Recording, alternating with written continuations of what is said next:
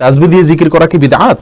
জীবনে অনেক রাকাত নামাজ কাজা করেছি, সেটা আমি কিভাবে আদায় করতে পারি? বাড়িতে ফরজ নামাজ পড়লে একামত দিতে হবে কি? জোহরের নামাজে যদি ইমামের পিছনে শেষের 2 রাকাত পায়, তাহলে পরে বাকি 2 রাকাত পড়ার সময় কি সূরা ফাতিহার সাথে সূরা মিলাতে হবে? জায়নামাজে বসে ওয়াদা করলে আবার সে ওয়াদা ভেঙে ফেললে কি গুনাহ হবে? ইন্না লিল্লাহ কোন সময় বলতে হয়? মহিলাদের হায়েজের সময় কি কোরআন তেলাওয়াত করতে পারবে? নিয়মিত অস্থায়ী জন্মবিরতিকরণ পিল খাওয়া জায়েজ হবে কিনা? ছোট বাচ্চারা বিছানায় পেশাব করলে তা শুকিয়ে গেলেও কি বিছানা অপবিত্র থাকবে? মাসনুন দোয়া, আয়াতুল কুরসি, 3 কুল ইত্যাদি পাঠ করলে আউযুবিল্লাহি বিসমিল্লাহ না পড়লে গুনাহ হবে কিনা? সালাতে একটি সিজদা দিয়ে রুকুতে চলে গেলে রুকু অবস্থায় যদি মনে পড়ে যে একটা সিজদা দিয়েছি, তাহলে করণীয় কি? টি শার্ট পরে কি নামাজ পড়া যাবে? স্ত্রী জাহান্নামে গেলে স্বামীও কি জাহান্নামে যাবে? গোসলের আগে প্রস্রাব করে পানি বা টিস্যু ব্যবহার করা কি জরুরি? নামাজে ঠোঁট বন্ধ রেখে সম্পূর্ণ মনে মনে সূরা কেরাত পড়লে নামাজ হবে কিনা? মহিলারা বাড়িতে নামাজের বিছানা নামাজ পড়ে অনেক সময় বিছানার কর্নার ভাঁজ করে রাখে, তা না হলে শয়তান নাকি দাঁড়িয়ে যায় বিছানায়। কোরআন সুন্নাহ ভিত্তিক কতটুকু সঠিক কথাটি? খালি গায়ে উযু করার বিধান কতটুকু আর উযু সঠিক হয় কিনা জানাবেন। কোরআন শরীফ তেলাওয়াত করার সময় 2 পা গুটিয়ে বসে তেলাওয়াত করতে পারবো কিনা? ছেলেরা যদি জামাতে ফরজ নামাজ আদায় না করে তাহলে নামাজ হবে কি? প্রিয় দর্শক শ্রোতা ভাই বোন, আর দেরি না করে শুরু করি আপনাদের প্রশ্নগুলোর উত্তর দেওয়া। আকিব হাসান প্রশ্ন করেছেন, সুন্নাত সালাত আদায় না করলে গুনাহ হবে কিনা? আবার আমাদের দেশে সালাতের কিছু বিষয় নিয়ে অনেক মতপার্থক্য দেখা দেয়। এমন কথার মানে কি সালাত থেকে দূরে ঠেলে দেওয়া নয় কি? ভাই আকিব হাসান, সুন্নাত সালাত আদায় না করলে বড় কোনো গুনাহ হবে না। গুনাহ তো অবশ্যই হবে। গুনাহ শব্দের অর্থ হলো ক্ষতি। সুন্নাত তরক করলে তো ক্ষতি হবেই। নবী সাল্লাল্লাহু আলাইহি সাল্লাম 5 ওয়াক্ত সালাতের আগে পরে যে সুন্নাতে মুআক্কাদাগুলো, এগুলোকে খুব গুরুত্বপূর্ণ সালাত হিসেবে আদায় করেছেন। অতএব সেগুলোকে যদি আপনি তরক করি বিনা প্রয়োজনে, বিনা কারণে, বিনা ওজরে, তাহলে তো ক্ষতি হবেই, গুনাহ তো হবেই অর্থে। কিন্তু গুনাহ বলতে কবিরা গুনাহ, বড় কোনো পাপ যেটা কারণে শাস্তির সম্মুখীন হইতে হবে, এরকম কোনো গুনাহ হবে না। কারণ এটি ফরজ বা ওয়াজিব নয়, আর ফরজ ওয়াজিব না হলে সেটা তরক করলে বড় কোনো গুনাহ হয় না। বিনা কারণে এটা না ছাড়াই উচিত। মুসলমান সুন্নাহকে তরক না করাই উচিত। কিন্তু যদি কোনো কারণে মাঝে মধ্যে ছাড়ে, তাতে কোনো অসুবিধা হবে না ইনশাআল্লাহ বিইذনিল্লাহ। এরপরে প্রশ্ন নিয়াজ মোর্শেদ আপনি করেছেন, জোহরের নামাজে যদি ইমামের পিছনে শেষের 2 রাকাত পায়, তাহলে পরে বাকি 2 রাকাত পড়ার সময় কি সূরা ফাতিহার সাথে সূরা মিলাতে হবে? এই বিষয়টি নিয়ে 2 রকমের মত আছে। সূরা মিলানোই সবচেয়ে নিরাপদ এবং আপনার জন্য সবচেয়ে ভালো। বিস্তারিত আমরা বলেছি এর আগে একাধিক ইয়েতে। মাহমুদ হাসান প্রশ্ন করেছেন, গর্দান মাসা করা সুন্নত কিনা? অনেক উলামায়ে কেরাম এটাকে সুন্নাহ বলেন, কিন্তু আসলে বিশুদ্ধ হাদিস দ্বারা গর্দান মাসা করা ওযুর সুন্নাহ হিসাবে প্রমাণিত নয়। এরপরে রাকিব কাজী সালেহ আপনি জানতে চেয়েছেন, খালি গায়ে ওযু করার বিধান কতটুকু আর ওযু সঠিক হয় কিনা জানাবেন। ভাই রাকিব, ওযুর ক্ষেত্রে শরীয়তে খালি গা বা জামা কাপড় পরা কোনোটি নির্দেশ করেনি। অতএব ওযুর ক্ষেত্রে আমরা খালি গায়ে যদি থাকি তাহলে কোনো প্রকার অসুবিধা নেই। ওযুর ক্ষেত্রে আপনি খালি গায়ে ওযু করতে পারবেন, কোনো সমস্যা নেই ইনশাআল্লাহ। নাবিল শাহরিয়ার জানতে চেয়েছেন, স্ত্রী জাহান্নামে গেলে স্বামীও কি জাহান্নামে যাবে? না ভাই নাবিল, এটা কোনো জরুরি না যে স্ত্রী জাহান্নামে গেলে স্বামীও জাহান্নামে যাবে।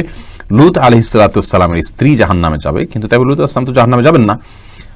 অতএব স্বামী স্ত্রী একে অন্যের জাহান্নামে যাওয়ার উপর অন্য জাহান্নাম নির্ভর নয়, বরং প্রত্যেকের আমল নির্ভর করবে, আমলের উপর নির্ভর করবে তার জান্নাত জাহান্নাম। আল্লাহ সুবহানাহু ওয়া তাআলা বলেছেন, লাইসা লিল ইনসানি ইল্লা মা সাআ, মানুষ নিজে যা করে সেটাই সে পাবে।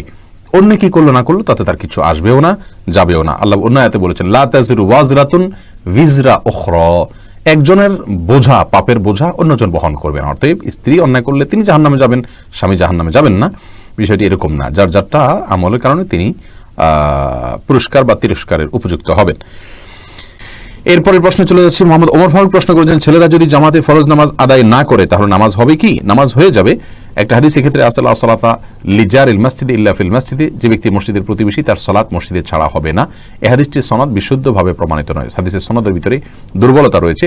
আর সেই কারণে এই হাদিসের সনদের দিকে তাকায় আমরা তার সালাত হবে না সেটা বলবো না। তবে মুসলিমের অবশ্যই জামাতের সাথে সালাত আদায় করা উচিত। নবী সাল্লাল্লাহু আলাইহি ওয়াসাল্লাম যারা বাসায় সালাত পড়ে বা মসজিদে জামাতে শামিল হয় না, তাদের ঘর বাড়ি জ্বালিয়ে দিতে চেয়েছিলেন। এটা বোঝা যায় এখান থেকে যে জামাতে সালাত আদায় করা ওয়াজিব, বিনা ওজরে এটা তরক করা হারাম এবং গুনাহের কাজ। বাপ্পি রহমান আপনি জানতে চেয়েছেন, গোসলের আগে প্রস্রাব করে পানি বা টিস্যু ব্যবহার করা কি জরুরি? ভাই বাপ্পি, গোসলের আগে পেশাব করার পর আপনি পানি ব্যবহার করলে যথেষ্ট হয়ে যাবে। আর যদি পানি এবং টিস্যু দুইটাই ব্যবহার করেন সেটা ভালো। আল্লাহ সুবহানাহু ওয়া তাআলা কোরআনে কারীমে আহলে কুবার প্রশংসায় আয়াত নাজিল করেছেন, ফিহি রিজালুন ইউহিব্বুনা আন ইয়াতাতাহারু, সেখানে কিছু লোক আছে যারা খুব ভালো করে পবিত্রতা অর্জন করতে পছন্দ করেন। এখানে ভালো করে পবিত্রতা অর্জনের মিনিং কি, অর্থ কি, এ সম্পর্কে বেশি রকম মুফাসসিররা যদিও বলেছেন একটা, কিন্তু অনেক মুফাসসিররা ভিন্ন কিছুও বলেছেন। আর সেটা হলো যারা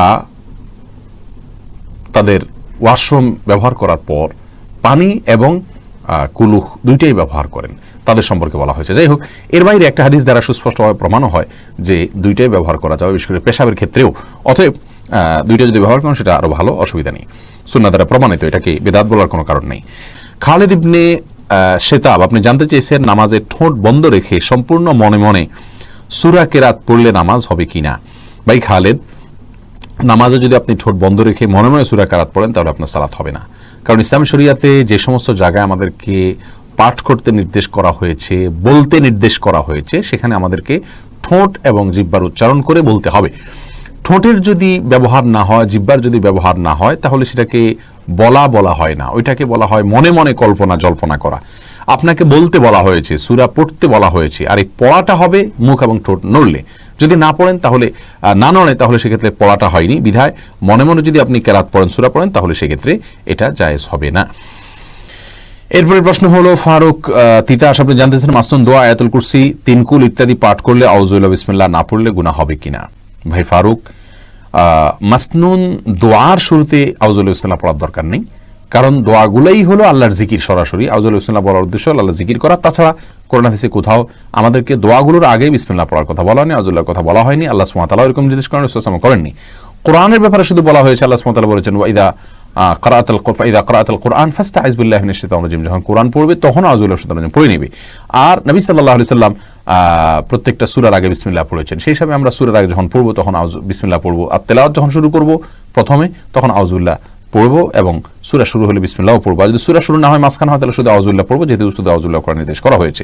কিন্তু জিকির আজকার শুরুতে আউযুবিল্লাহি বিসমিল্লাহ পড়ার কথা বলা হয়নি, দুরূদের শুরুতে বলা হয়নি, বিধায় আমরা সেগুলো পড়বো না।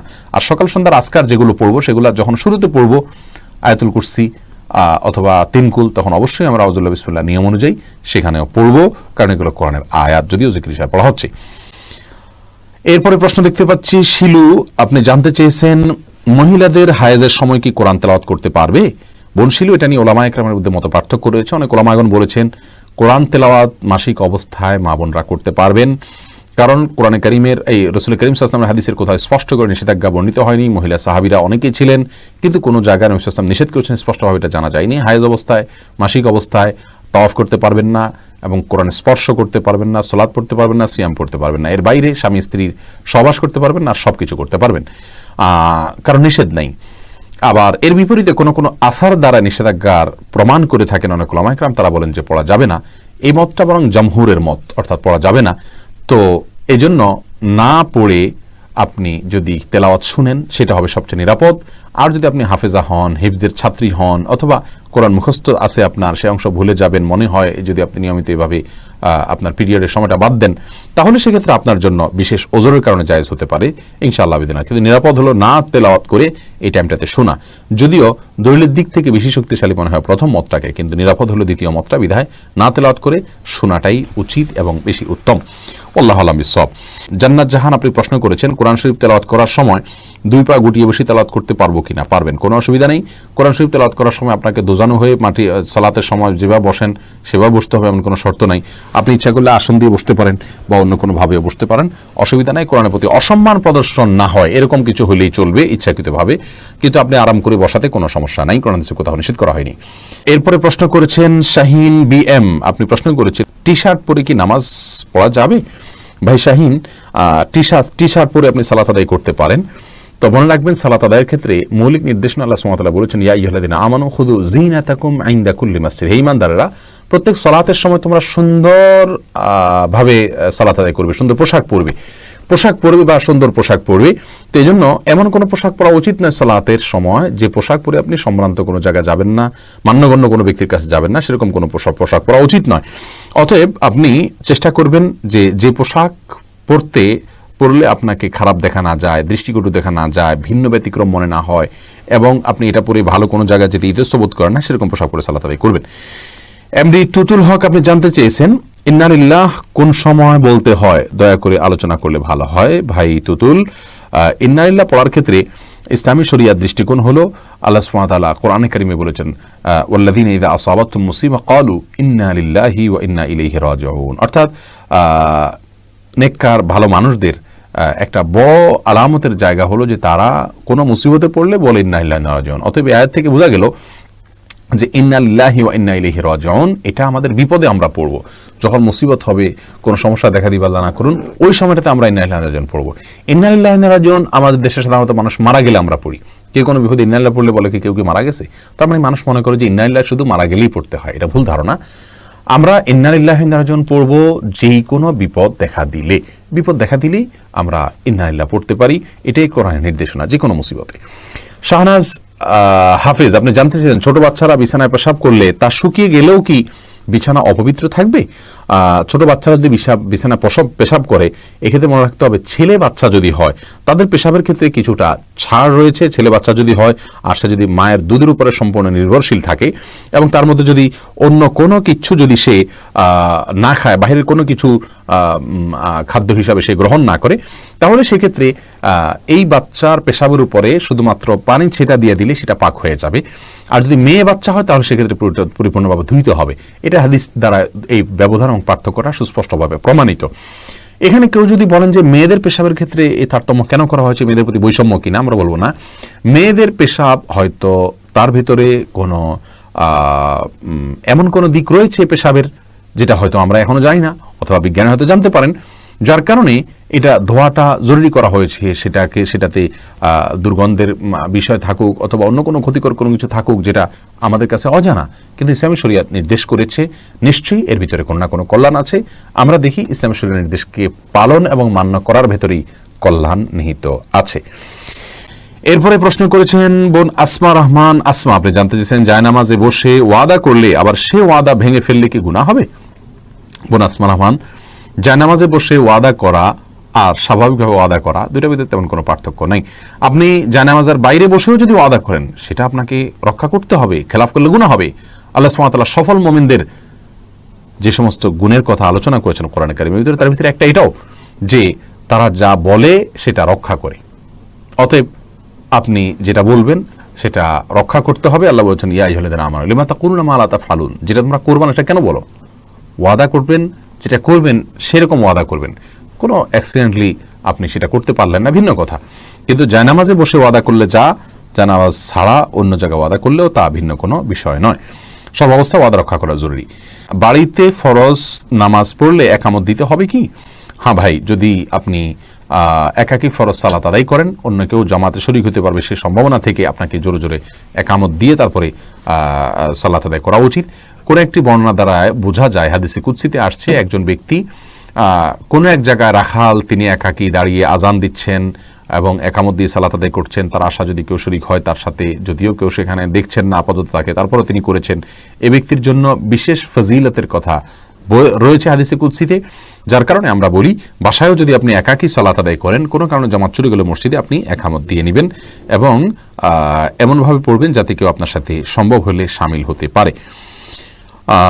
এরপরে প্রশ্ন বুলবুল তানিম, আপনি জানতে চেয়েছেন মহিলারা বাড়িতে নামাজ পড়ে অনেক সময় বিছানার কর্নার ভাঁজ করে রাখে, তা না হলে শয়তান নাকি দাঁড়িয়ে যায় বিছানায়, কোরআন সুন্নাহ ভিত্তিক কতটুকু সঠিক কথাটি? ভাই বুলবুল, বাড়িতে নামাজ পড়ার সময় কর্নার ভাঁজ করে রাখা, শয়তান দাঁড়াবে সেই ভয়ে, এটা কুসংস্কার। এর সাথে ইসলামের শরীয়তের কোনো সম্পর্ক নাই। কোরআন হাদিসে কোথাও বলা হয়নি যে কেউ সালাতের জন্য দাঁড়ালে তার জানামাজটা যদি বড় হয় তার কোনায় শয়তান দাঁড়াবে, এরকম কোনো কথা নেই। জামাতবদ্ধ সালাতে পুরুষরা যখন পাশাপাশি দাঁড়িয়ে সালাত আদায় করবেন তখন কাতারের মধ্যখানে যদি ফাঁকা থাকে সেখানে শয়তান দাঁড়ায়, এটা হাদিস দ্বারা বোঝা যায়। এজন্য মানে নির্দেশ করা হয় ওয়ালা তাদাউল ফুরুজাত লিশায়াতিন, অর্থাৎ শয়তানের জন্য কোনো মাঝখানে ফাঁকা জায়গা রাখবে না। কিন্তু জায়নামাজের বা মুসাল্লার কোনাকাংশিতে শয়তান দাঁড়ায় এরকম কোনো কথা ইসলামী শরিয়ার কোথাও নাই, কোরআন হাদিসের কোথাও বলা হয়নি, বিধায় এটি ভিত্তিহীন কথা। আরিফিন, আপনি জানতে চেয়েছেন তাসবিহ দিয়ে জিকির করা কি বিদআত? ভাই আরিফিন, এটা অনেক বন্ধুরা আমাদের বলে থাকেন, তাসবিহ গতানুগতিক যে মালা পাওয়া যায় দানার, এটা ব্যবহার করে তাসবিহ পড়াকে বিদআত বলা হয়। কিন্তু আমরা বিনয়ের সঙ্গে এর সঙ্গে দ্বিমত পোষণ করছি, এটাকে আমরা বিদআত বলবো না। কারণ হলো বিদআত বলা হয় কোনো কিছুকে যখন ইসলামের কাজ মনে করে বা সওয়াবের কাজ মনে করে বা সুন্নাহ মনে করে ইসলামের কোন নির্দেশ মনে করে করা হয়, অথচ সেটা সেরকম না, এটাকে বিদআত বলা হয়। যেটাকে ফার্সি ভাষায় মুফতি ফয়জুল্লাহ রহমাহুল্লাহ নামে একজন বড় মনীষী ছিলেন চট্টগ্রামে, বিদআতের বিরুদ্ধে বড় সোচ্চার একজন মনীষী ছিলেন।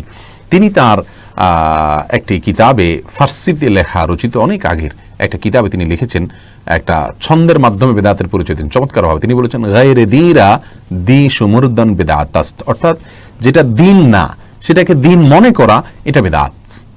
এখন আসুন, তাসবিহ গণনা করা, এটাকে আলাদা কেউ দিন মনে করে?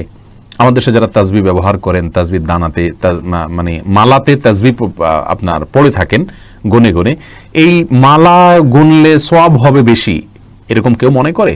অথবা মালাতেই গুনতে হবে, অন্য কিছু গুনতে পারবে না, এরকম কেউ মনে করে? বা মালাতে গুনলে বিশেষ কোনো ফজিলত আছে, এরকম কেউ মনে করে? এরকম কেউ আমার দৃষ্টিতে, আমার জানামতে কেউ মনে করে না। তাহলে এটা সে দিন বানাই নাই, তাহলে আপনি এটাকে কিভাবে দাঁত বলছেন? হ্যাঁ, আমরা এটা অবশ্যই বলবো, এই মালা ব্যবহার করার চাইতে হাতের কর ব্যবহার করা সুন্নাত সম্মত, এটা উত্তম। বরং আমরা মালার ব্যবহারকে সুন্নার খেলাফ বলতে পারি। যদিও কোনো কোনো সাহাবীরা খেজুরি বিসি বা অন্য কিছুকে তাসবিহ গণনার জন্য ব্যবহার করেছেন, দ্বারা জানা যায়। অতএব সেই হিসাবে পরিপূর্ণ আমরা এটাকে বেদাত তো বলার প্রশ্নই ওঠে না, সুন্নাহ বিরোধীও পরিপূর্ণ বলতে পারি না। তবে হ্যাঁ, নবী সাল্লাল্লাহু আলাইহি সাল্লাম বলেছেন, হাতের যে করগুলো মানুষ জিকিরের জন্য ব্যবহার করে, এগুলো কিয়ামতের ময়দানে উজ্জ্বল হবে, এগুলো জ্বলতে থাকবে, আলোর কাজ দিবে। বিধায় এই করের মধ্যে গুনতে পারলে সেটা ভালো। কেউ যদি এখানে স্মরণ রাখতে না পারেন, তাসবিহের মালা ব্যবহার করেন, সেক্ষেত্রে এটাকে আমরা বেদাত বলবো না, অনুত্তম বলবো, বড়জোর। আল্লাহ তাআলা বোঝার তৌফিক দান করুন। রাশেদ খান প্রশ্ন করেছেন, জীবনে অনেক রাকাত নামাজ কাজা করেছি, সেটা আমি কিভাবে আদায় করতে পারি? আপনি যতগুলো ওয়াক্ত আপনার মনে পড়ে সেগুলোকে আনুমানিক একটা হিসাব করে কাউন্ট করে আপনি শুরু করে দিবেন কাজা করার। যদিও অনেকেই ওমরি কাজা এর নামটার বিরুদ্ধে করেন, কিন্তু সালাত ছুটে গেলে পড়তে হবে, এটা হলো মূল বিধান। যদি এটা নিয়ে ওলামাদের মতো পার্থক্য আছে, আমরা কথা বলবো ইনশাআল্লাহ অন্য কোনো পর্বে বিস্তারিত। এরপরে মুনিয়া আখতার মন, আপনি জানতেছেন সালাতে একটি সিজদা দিয়ে রুকুতে চলে গেলে রুকু অবস্থায় যদি মনে পড়ে যে একটা সিজদা দিয়েছি, তাহলে করণীয় কি? আপনাকে আরেকটা সিজদা দিতে হবে, কারণ সিজদা একাধিক দেওয়া আপনার জন্য কর্তব্যের অংশ, না হলে সালাত আপনার হবে না।